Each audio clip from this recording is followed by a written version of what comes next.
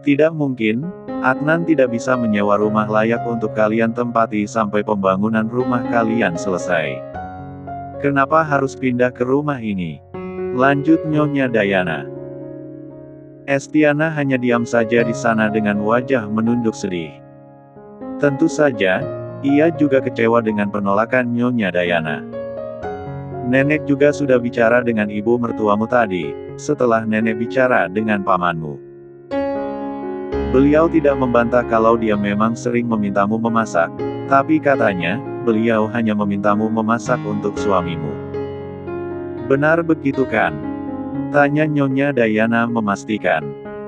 Estiana terkejut karena tidak menyangka bahwa Nyonya Dayana sampai berbicara dengan Bu Ratri. Seketika itu juga, ia khawatir dan takut jika Bu Ratri kembali menyalahkannya karena mengadu pada Nyonya Dayana. Bahkan Estiana tak mampu membalas perkataan Nyonya Dayana. Membuat makanan dan mengurus rumah setelah menikah memang tidak wajib dilakukan oleh seorang istri. Nenek juga paham dengan hal itu. Tapi kalau seorang istri membuat makanan, mengurus rumah dengan baik demi menyenangkan suami, itu perlu dilakukan seorang istri. Sekali-kali melakukannya tidak masalah. Itu sebuah pahala besar untuk seorang istri, Esti. Semuanya diam mendengarkan nasihat Nyonya Dayana. Makanya, selama ini, nenek selalu mengajarkan Elia untuk hidup sederhana, jadi saat dia menikah nanti, dia tidak akan mengeluh ataupun terkejut saat tinggal di rumah mertuanya. Begitu juga dengan mamamu. Dari kecil, nenek mengajarkan dia hidup sederhana, tidak mengandalkan nama besar keluarga ini, karena bagaimanapun juga, kita seorang perempuan yang akan menjadi seorang istri dan seorang ibu. Menjadi sombong dan manja, tentu tidak baik. Meski kata-katanya mengandung ketegasan tapi Nyonya Dayana tetap merendahkan nada suaranya agar tidak terkesan sedang menegur Estiana, karena memang ia ingin memberikan nasihat pada Estiana agar mengerti dengan statusnya yang sudah menjadi seorang menantu dan seorang istri. Sekarang kamu ke kantor dan ambil semua barangmu yang sudah disimpan pamanmu. Tadi, Abi sudah berpesan sama nenek. Dia menyuruhmu ke kantor mengambil kembali apartemen dan kunci mobilmu. Baik, Nek. Estiana mengangguk. Ia tidak bisa membantah ataupun memohon lagi di depan Nyonya Dayana. Satu lagi. Nenek dan Julia dulu berjanji pada almarhum ibumu sebelum beliau tiada kalau kami akan membesarkanmu, dan menyekolahkanmu sampai kamu sarjana. Julia pun memberikan semuanya padamu tanpa membeda-bedakanmu dengan Elia. Hanya saja, janji kami pada orang tuamu sampai kamu menikah. Setelah kamu menikah, tanggung jawab keluarga ini pun selesai. Tanggung jawab tentu saja ada pada suamimu sekarang. Keluarga ini tidak punya kewajiban lagi untuk mengurusmu, Estiana. Tapi kalau kamu ingin datang berkunjung sesekali ke rumah ini, nenek akan menerimamu dengan tangan terbuka karena biar bagaimanapun, kamu pernah tinggal di sini. Kali ini, Nyonya Dayana bicara dengan suara sedikit tegas. Baik, Nek. Saya mengerti. Estiana pun tak bisa membantah ucapan Nyonya Dayana, karena ucapannya di rumah ini memang paling utama. Bahkan Julia saja tidak menyahut jika ibunya sedang bicara. Sekarang pergi temui pamanmu, titah Nyonya Dayana. Baik. Kalau begitu, saya pamit. Estiana pun meraih tangan Nyonya Dayana dan Julia, mencium tangan mereka secara bergantian. Lalu beralih ke Rea yang langsung menyodorkan tangannya. Estiana sejenak menatap Rea dengan tatapan tajamnya. Ia sungguh tak senang melihat sikap Rea yang kembali menyombongkan dirinya. Sikap Rea yang menyodorkan tangannya itu, seakan mengejeknya dan merendahkannya. Apalagi, Rea tersenyum lembut padanya dan ia menganggap senyuman itu, sebuah ejekan untuknya. Namun, dengan sikap sopannya ia meraih tangan itu dan kali ini, mencium punggung tangan Rea. Julia yang duduk di sana, mengamati dengan bangga. Matanya berbinar menyaksikan Estiana dengan lembut mengambil tangan Rea, yang meski lebih muda 2 tahun darinya, tapi tetap dihormatinya seperti tantenya. Saat Estiana membungkukkan badannya, mencium punggung tangan Rea, Julia tidak bisa menyembunyikan senyumnya. Julia merasa hatinya dipenuhi oleh kehangatan dan kebahagiaan, mengetahui bahwa anak angkatnya begitu menghormati Rea. Tanpa diduga, ada Adnan yang ternyata berdiri di jalan masuk taman. Tadinya ia ingin menyapa mereka tapi langkahnya terhenti kala mendengar ucapan tegas dari Nyonya Dayana. Raut wajah Adnan terlihat tidak senang. Ia mengernyitkan dahinya saat melihat Estiana mencium tangan Nyonya Dayana, Julia, dan Rea yang duduk di sana. Di matanya, Estiana seperti seorang pelayan yang seolah memberi hormat pada semua orang. Sementara Elia sendiri tetap duduk santai di kursinya. Elia tidak berdiri menunduk hormat seperti Estiana. Adnan, yang melihat sikap Estiana, tidak bisa menyembunyikan ketidakpuasannya. Raut wajahnya mengeras, matanya menyipit, tanda jelas rasa tidak suka dan kecewa. Dia tidak senang melihat Estiana merendahkan diri seperti seorang pelayan di hadapan orang-orang di sana. Seharusnya, Estiana juga sama seperti Elia yang duduk santai di sana. Walau Estiana anak angkat tapi dia juga anak kesayangan Julia. Tapi kenapa sikapnya seperti itu? Harusnya dia biasa aja seperti Elia, batin Adnan. Kenapa Anda berhenti Tuan? Bukannya Anda ingin bertemu dengan Nyonya Besar dan Nyonya Julia? Tanya si pelayan yang menuntun Adnan masuk sampai ke taman ini. Pelayan itu membiarkan Adnan masuk setelah Adnan memberitahu bahwa ia adalah suaminya Estiana dan ia datang untuk menyapa Nyonya Dayana. Adnan kembali berjalan setelah mendengar ucapan pelayan itu. Ia datang menyapa semua orang yang duduk di taman itu. Selamat sore, Ma, Nenek, sapa Adnan.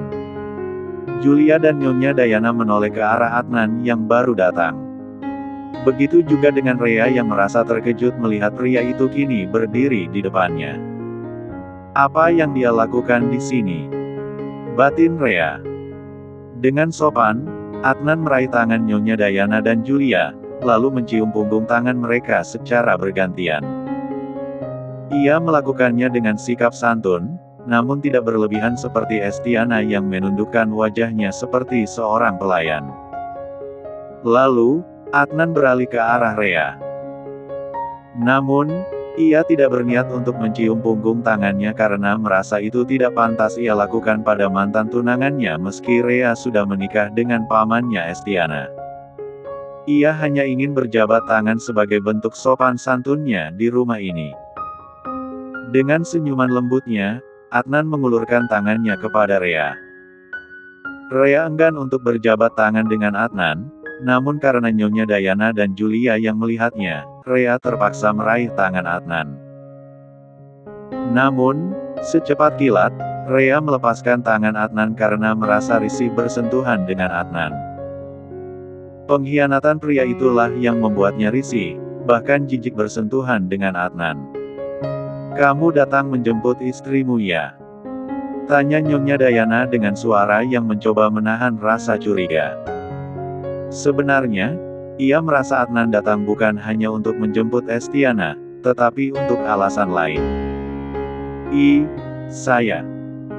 Ujar Adnan ragu-ragu, karena faktanya ia datang untuk mulai tinggal di rumah ini. Bahkan ia sudah membawa kopernya yang masih belum ia turunkan dari mobil, namun merasa tidak sopan jika menjawab yang sebenarnya. Abi mengembalikan apartemen dan mobilnya Estiana. Jadi untuk sementara, kalian tinggal di apartemen Estiana saja sampai pembangunan rumah kalian selesai, sahut Julia dengan nada santai, seolah tak ada yang perlu dikhawatirkan. Adnan merasakan kekecewaan yang mendalam. Bagaimana mungkin ia harus tinggal di apartemen Estiana yang tidak terlalu mewah itu, ketimbang rumah ini. Namun, ia tahu tak mampu membantah atau membujuk mereka untuk mengizinkannya tinggal di sini.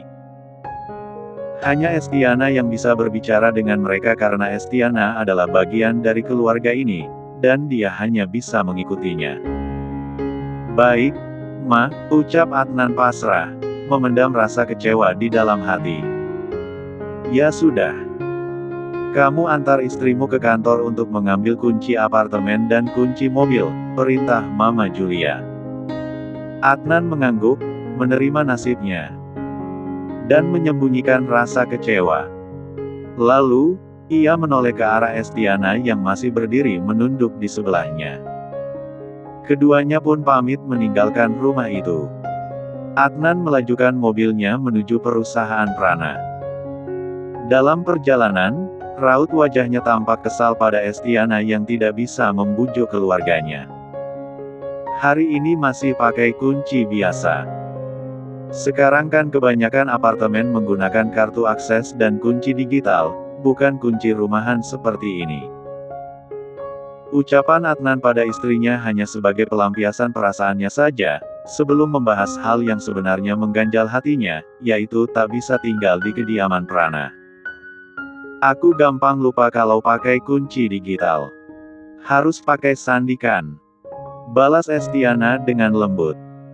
Cih, aku sekarang ragu kalau kau itu anak kesayangannya Mama Julia. Buktinya, mereka tidak mengizinkan kita tinggal di rumah itu lagi, ucap Adnan sambil melirik kesal pada Estiana yang duduk di sebelahnya. Sesekali ia memperhatikan jalanan di depan. Nenek dan Mama nggak ngasih izin bukan karena mengabaikan aku, tapi karena aku sudah menikah dengan kamu, Adnan. Perempuan yang sudah menikah, ya harus ikut suaminya. Bukan tinggal di rumah keluarga lagi, sahut Estiana, meninggikan suaranya karena terusik dengan perkataan suaminya. Lalu kenapa Mama Julia masih tinggal di rumah itu? Sejauh yang aku tahu, papa angkatmu juga kaya. Dia punya rumah sendiri, tapi mereka memilih untuk tetap tinggal di rumah keluarga Prana, ucap Adnan dengan nada kesal. Estiana mulai merasa curiga terhadap niat Adnan yang ingin tinggal di rumah Prana. Sejak kemarin, kamu terus saja mendesakku untuk membujuk Mama agar kita bisa tinggal di rumah Prana. Padahal, kita tidak perlu tinggal di sana, Adnan. Kita bisa menyewa rumah yang lain. Mustahil kamu tidak punya uang untuk menyewa rumah hingga pembangunan rumah kita selesai. Apa ini karena kamu tahu Rea akan tinggal di sana hari ini? Jadi, kamu juga ingin tinggal di sana? Apa maksudmu? Tanya Adnan, tampak terkejut. Dia kan mantan tunangan kamu. Mungkin saja kamu masih menyimpan perasaan padanya, sampai-sampai kamu ingin tinggal di sana, jawab Estiana dengan penuh curiga, mencoba menarik kebenaran dari dalam hati Adnan yang dalam. Kenapa aku merasa tidak bisa percaya pada perkataannya? Sepertinya ada yang dia sembunyikan, gumam Estiana dalam hati. Sebenarnya, alasan Adnan ingin tinggal di kediaman Prana adalah karena ingin mencari tahu lebih lanjut tentang Estiana. Dia ingin menggali lebih dalam mengenai status Estiana di keluarga itu. Apakah benar Estiana menerima warisan seperti yang pernah dikatakan sebelumnya? Jika ternyata tidak ada warisan yang bisa diberikan oleh Estiana, apa gunanya aku bertahan dalam pernikahan ini? Pikir Adnan dengan penuh kebimbangan. Adnan tidak berniat untuk bicara lagi dengan Estiana karena lelah bertengkar dengan Estiana. Namun ia membatin, melampiaskan kekesalannya yang belum usai. Selama ini, aku merasa Estiana cuma memanfaatkan aku dan tidak pernah benar-benar merasa menjadi bagian dari kehidupannya, apalagi saat dia tidak bisa membujuk Abi bekerja sama dengan perusahaan kami. Kenapa selalu aku yang susah? Dia tidak bisa melakukan apapun selain menyusahkanku. Bahkan bicaranya sangat kasar dan tidak mau mendengarkanku. Rea saja tidak pernah bicara kasar ataupun meninggikan suaranya di depanku.